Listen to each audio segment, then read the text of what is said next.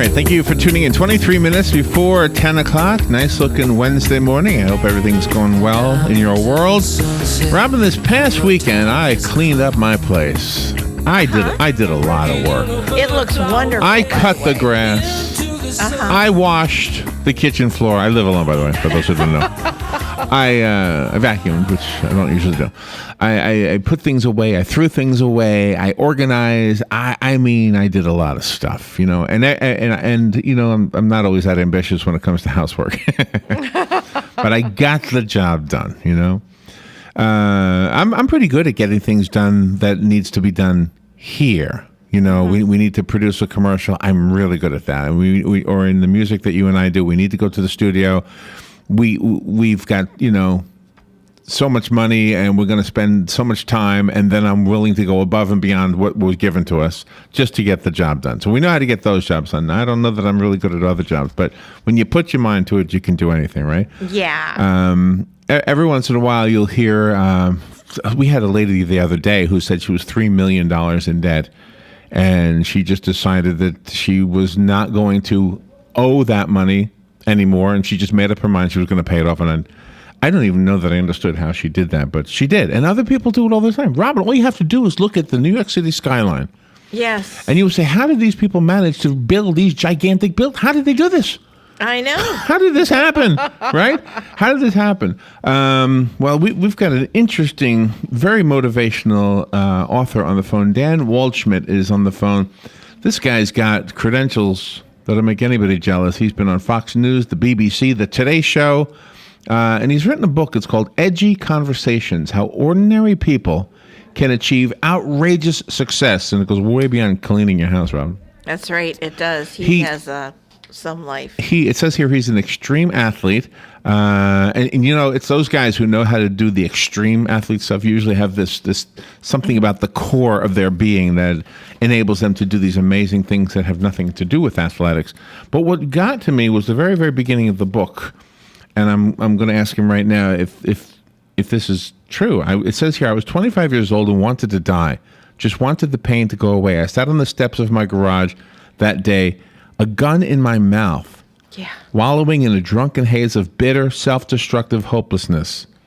And then, of course, it goes on to give you the good news that he didn't take that path. But you've often heard that sometimes the best way to climb to the top is to reach the bottom. You know. It is. It's true. It's. Really I never wanted to do that.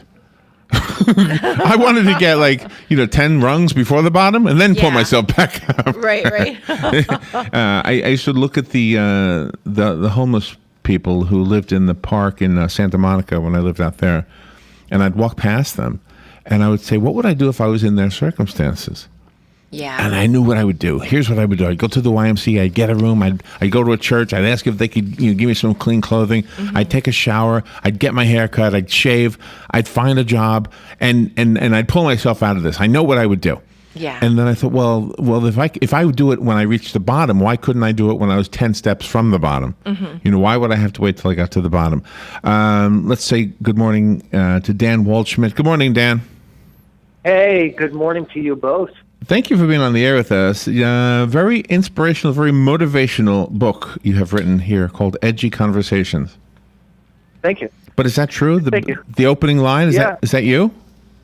Yeah, it's true. It's me. In writing the book, I had a couple book deals, and of course they wanted me to share the stories of how I had made millions of dollars at a very early age. And instead, I thought, here's the gritty side of life that not many people know, right? When you're in D.C. and you're doing these mega deals, and the newspapers are writing about you and all of this stuff, you don't go advertising. Hey, I'm having an emotional meltdown. My marriage is a wreck because I'm spending every waking moment at the office, and I don't know how to fix my marriage, and it's putting me in a really horrible, horrible spot, and it's so painful that I'm not sure I want to live. Who writes that book, right? Yeah, right. But only 25, my goodness. How old are you now?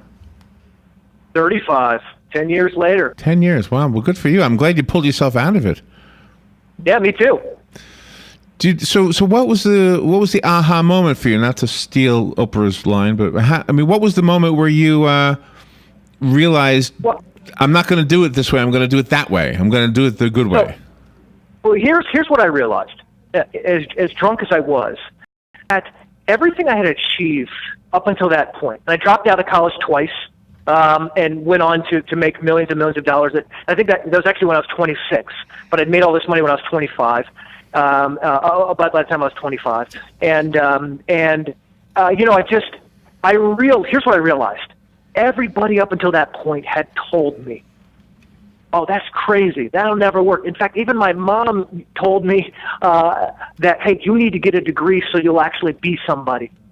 Right? That kind of traditional thinking that here's the steps you need to follow. I realized, no, everything was possible. Here's what hit me. Everything was possible. Anything was possible if I was willing to put in the hard work. And part of my drunkenness thinking was, what if I gambled on me? What if I put in all the effort to making millions of dollars, put that towards trying to save my marriage? What could I do? And I realized I'd never put that amount of effort into trying to build a relationship with this woman. And so that's what really got me thinking, was to gamble on the fact that, look, when I had thrown the effort at it before I'd been successful, what if I took the same amount of massive effort and put it towards just trying to love someone? And I'm not trying to be contrary here, because I agree with what you're saying, but I want to tell you a contrary story that ended in divorce. I knew a couple, and he was always on the road. And she always complained that he was always on the road.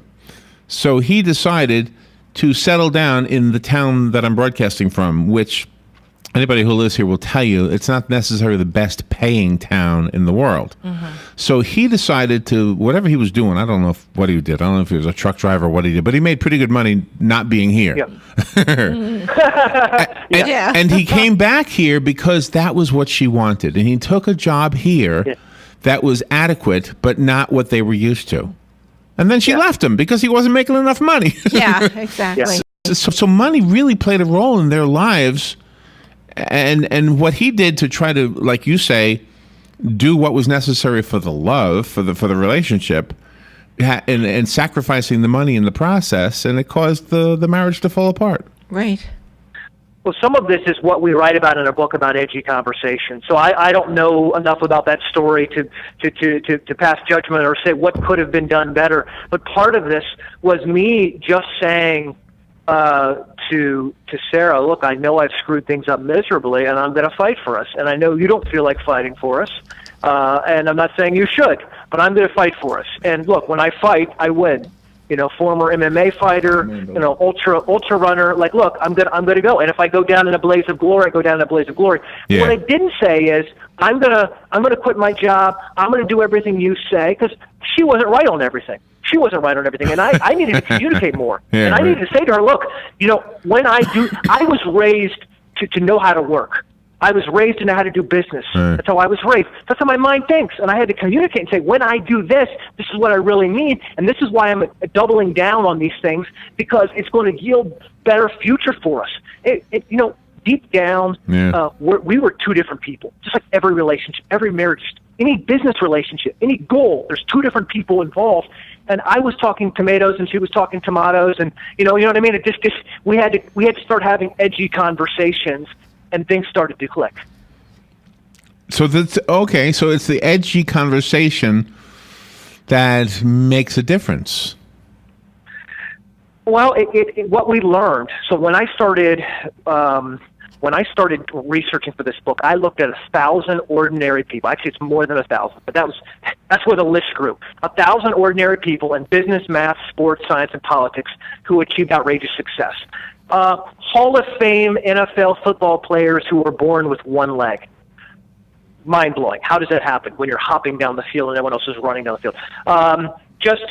Guys like, Henry Ford, who went bankrupt 5 times before they were successful. And kind of telling the story behind the story, not just saying, hey, this guy overhauled manufacturing, yay for him. But looking at what's it like to go bankrupt one time? Who did he owe money to? How did he feel when he went bankrupt? Yeah, right. And then what if you do that twice or 3 or 4 or 5? So anyways, we looked at all those details and we said, what's the real underpinnings of what makes these people tick? Is it college? Is it money? Is it pedigree? Location? Is it the school they went to? What makes ordinary people at these times rise above what they should be rising above? we think, to achieve this outrageous success. And that's where we came up with this extreme, disciplined, giving, and human. And if you combine those four elements, being extreme, being disciplined, being a giver, and being human, of course we spell human with a Y instead of an H, you have the formula for these 1,000 people, how they achieve outrageous success, breaking all the rules. Go ahead, Robin. Go ahead. And when you talk about giving, that seems like a contradiction in your book, because you talk about giving, but then you also talk about denying, which is very insightful. Right. Yes, what we saw that there were two sets of people. Some were really, as doers, especially in sales or leadership, I'm good at doing things.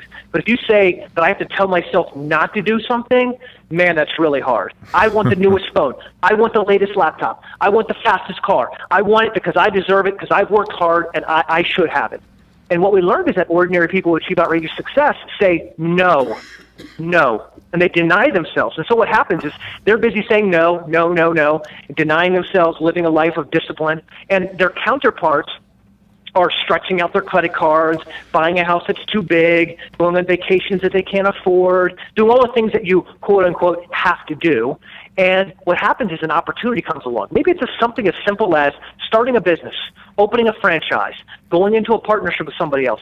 And the person who's been denying themselves says, oh yeah, I've got the money to do that. I've got the time to do that. I've got stress-free or less stressed life. I can go do those things.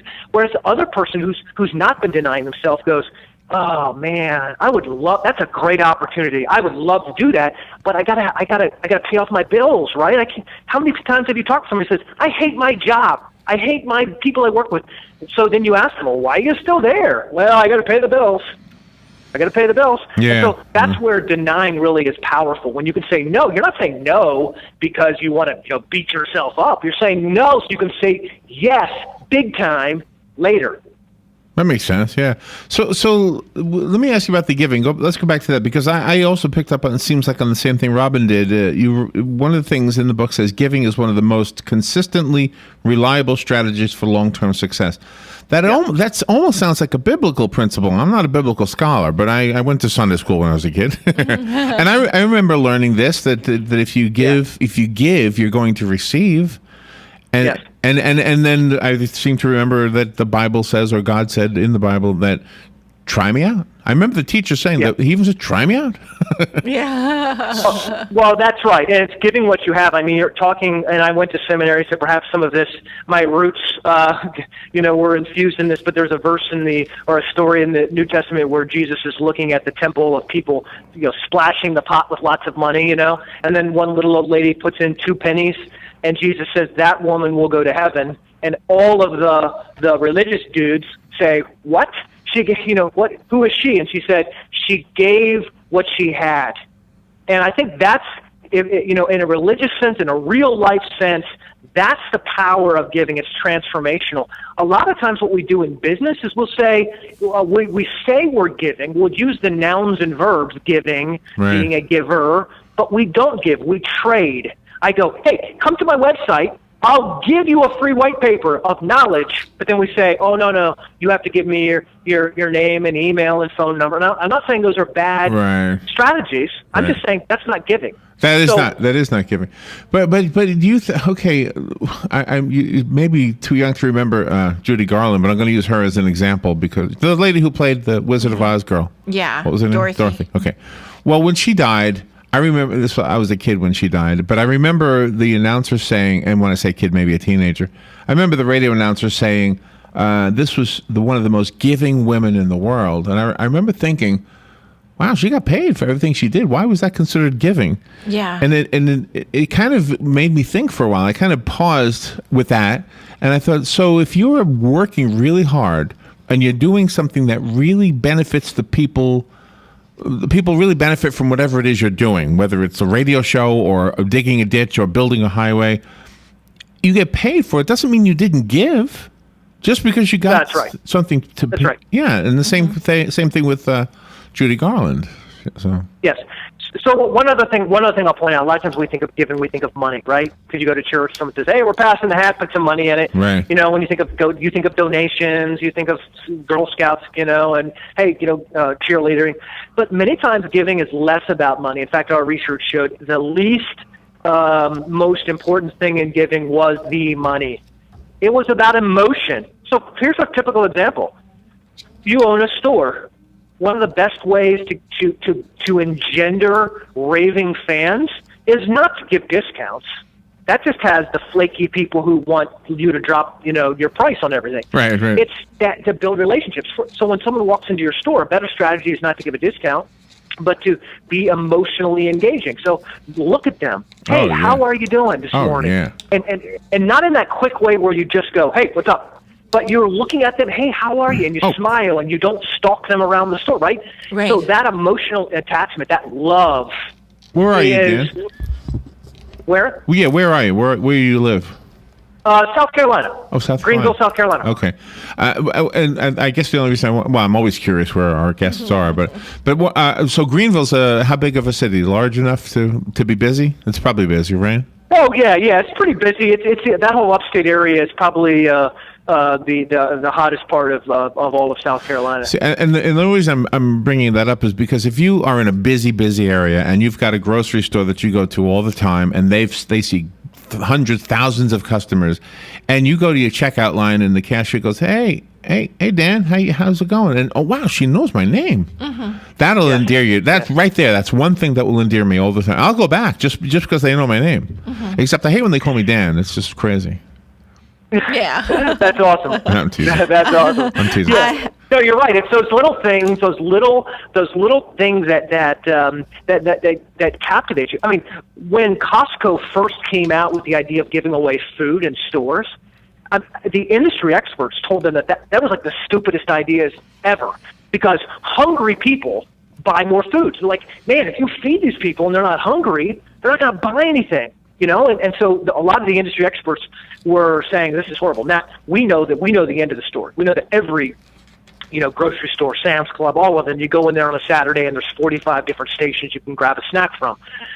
But at the time when they first decided to give away food, that was seen as a real negative thing. Here's what Costco understood, or they gambled on and got it right, is that when you give somebody something, they go, I feel like I need to do something for you. It's just kind of how we're wired. And so people, instead of going, well, I'm full, I'm not going to buy anything, they would actually reach down right next to where the stand was and pick up the thing that they had just sampled often and put it inside their cart and go, that was really good. Now, working backwards, we go, yeah, of course, that's a no-brainer. But remember, when that first came out, that was a new thing. Same with Zappos. When Zappos decided, I remember the days when you tried to take a pair of shoes back to the store, and they would flip them over, and they go, oh, wait, there's dirt on the bottom of these. We can't take them back. Oh, yeah. But Zappos said, yeah, remember that? I mean, I remember those days. And so Zappos said, you can wear our shoes for 7 days. Doesn't matter. You don't like them, send them back. No biggie. We'll give you a new one, or we'll give you credit. And oh, by the way, you paid for 3-day shipping. We're going to overnight them to you. So you stumble out in the morning, you're like, what happened? My shoes. I just ordered them. Mm-hmm. You can go to the prom. You can get married. In those shoes, it doesn't matter. You don't like them, 7 days, send them back.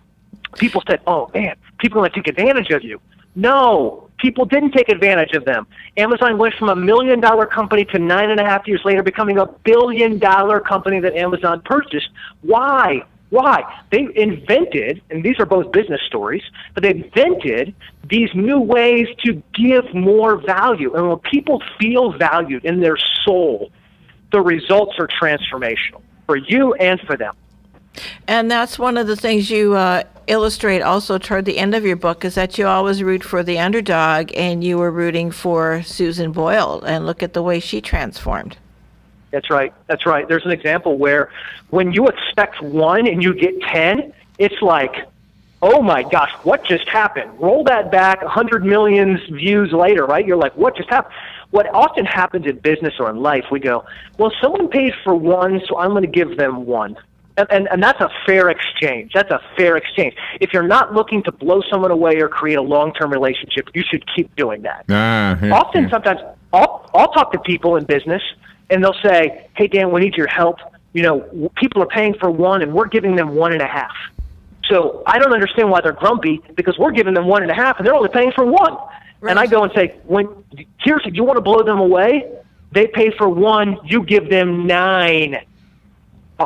Can we do that? Of course we can do that. It doesn't always mean discounts. It doesn't mean time or attention or just tender, loving care, where people go, I've never had this before. I've never been treated this way. Yeah, I like this. Right. No one else is doing this. You know, I want to say something to you, Dan. I'll tell a real quick story to do this because we're almost out of time. But I worked at a juvenile detention center, and there was a teenager who tried to commit suicide. And so the staff removed everything from his cell, everything. He had a concrete bed with no mattress. He was wearing underwear, and that's it. There was no sheets. There was nothing in that room other than his underwear and him.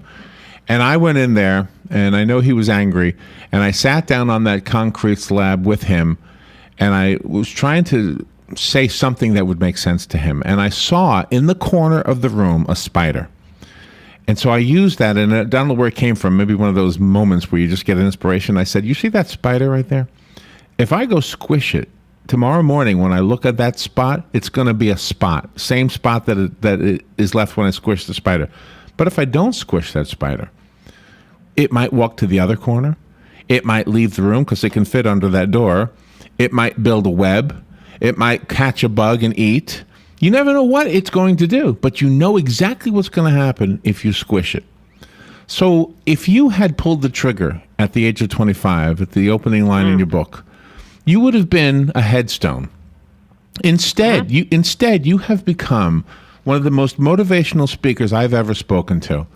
And you are changing lives, not just with the book, Edgy Conversations, but you've got a spirit about you, just listening to the way you speak, that thank God you did not pull that trigger. You don't know how much you are actually giving to the world you were born into. Way more than we can ever give you back. And so thank you for being on the air with us. And I just wanted you to know that I feel something really powerful from you. And the book is wonderful. I have a copy of Edgy Conversations. I'd like to give it away. The rest of us have to go buy it. Dan Waldschmidt, how do we buy the book? Give us a website. I got about 20 seconds. If you go to edgyconversations.com, you can buy it in Audible, ebook, paperback. And by the way, if you buy the paperback version, we'll also send you another workbook that you can fill out while you're going through the book and kind of figure out what are you passionate about, how can you be inspired, and how can you be one of those people who achieves outrageous success. Absolutely a great message, Dan. I meant what I said, and thank goodness, thank God that you did not pull that trigger. Thank you, Dan. Thank you for what you're doing. Thank you for having me. All right. We'll be right back.